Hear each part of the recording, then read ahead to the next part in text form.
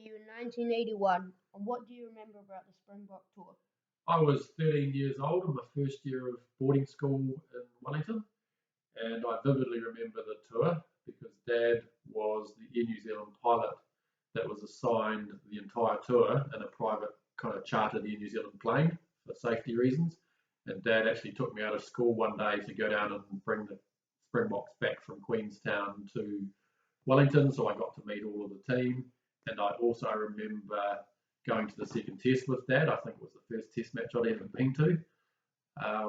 And I remember how scary it was walking through and trying to get through to the ground through the protesters fighting with the police and how scary that was. And I also remember that watching at home the third test where there was a plane flower bombing the ground and trying to get the game stopped, and one of the All Blacks getting hit on the head with a flower bomb, and the All Blacks, amongst all of that, winning the test series in the last minute. So those are my memories of the tour.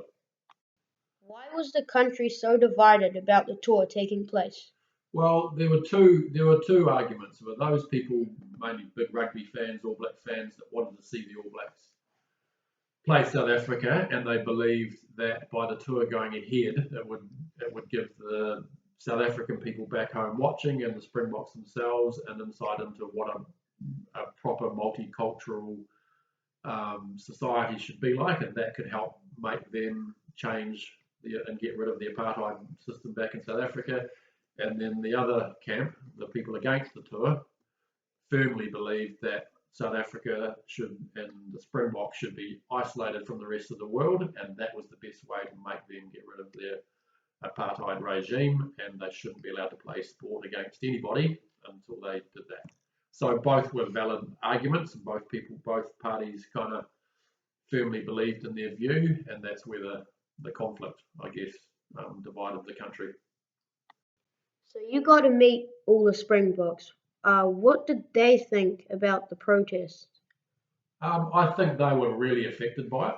To be honest, they were kind of kept almost in captivity the entire tour, having to sleep under grandstands and be flown to locations um, to be driven to be driven away from the protesters so that they didn't get caught up at airports. So they were really affected by it, and I think the people that were supporting them back home really underestimated too how passionate and angry people were that they were allowed to tour New Zealand while they still had the apartheid regime. And most of them, nearly all of them, disagreed with the apartheid policy of their country as well. So they were absolutely empathetic with the people that didn't want the tour to take place for those reasons. So they were really torn. They supported them and they wanted to play rugby against the All Blacks because that was their boyhood dream. Were the New Zealand government supporting the tour or were they against the tour?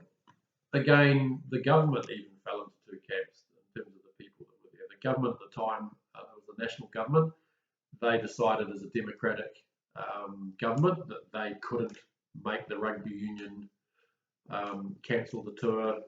If the rugby union wanted to invite them, they couldn't stop them. So they were doing their job as a democratic country to not get involved, and there were many people in that government that supported that stance, and there were an equal amount of people that were dead against the government not having a firmer view on stopping the tour going ahead. And last question, looking back, did you think the tour should have gone ahead? Um, it's easy to look back in hindsight. At the time, I was in the camp of I want the rugby tour to go ahead, watch the Springboks play the All Blacks, and yeah, I agreed that maybe that's the best way to get South Africa to change their view. But when I look back, and I think most New Zealanders, even the All Blacks themselves and the New Zealand Rugby Union, when they look back and saw the damage that it did to the country and the society, I think most people would be in agreement that maybe the tour shouldn't have gone ahead. It kind of had damaged the reputation of the game. There were a lot of people and parents that didn't want their sons playing rugby anymore. and it lasted another 5, almost 10 years, but at least another 5 years, because the All Blacks were due to go back to South Africa in '85, and it flared the whole argument up again, and they've kept the country divided. But then again, did it play a role in speeding up apartheid being abolished in South Africa?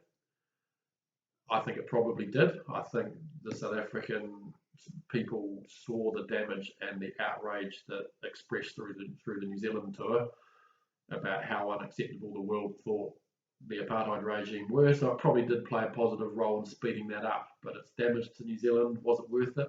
Probably not. So yeah, probably not.